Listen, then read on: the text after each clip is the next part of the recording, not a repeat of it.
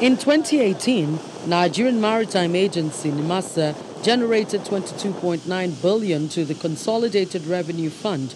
And this, according to the Director General of the agency, Dakuku Peter Side, is the highest ever contribution coming from NIMASA since its inception.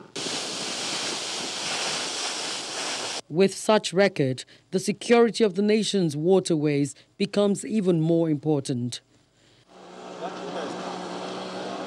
The House Committee on Maritime Education and Administration, led by its chairperson Linda Ikpeazu, carries out an oversight function to understand the workings of the Deep Blue project, aimed at boosting security on the waterways through 4 cardinal focus.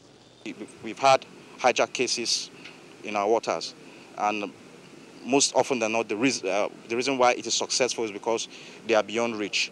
But with this craft, that's not going to be an issue anymore, because it's either we launch our fast interceptor boats that are capable of attaining the speed of about 55 knots. No vessel can beat that speed out at sea.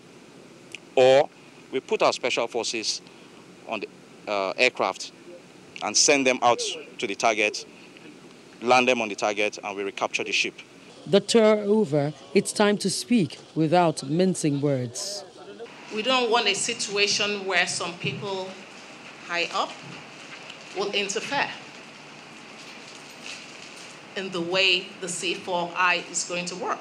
Because of course the information that'll come out from there, if there's no interference, then obviously they'll do their work. But if there's interference, it's going to be a problem. I'm talking about such areas like bunkering.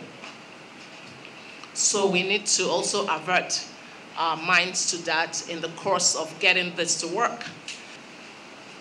The success of any regulator, and particularly maritime administration, is clearly dependent on the enforcement of rules and regulations. Those rules and regulations are rules and regulations made by the National Assembly. The National Assembly is the single greatest factor that will determine whether a maritime administration or regulator will succeed or not.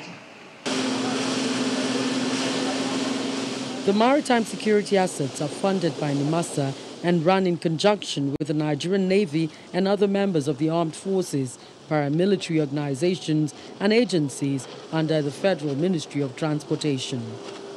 Loretta Chiogo, Channels Television News.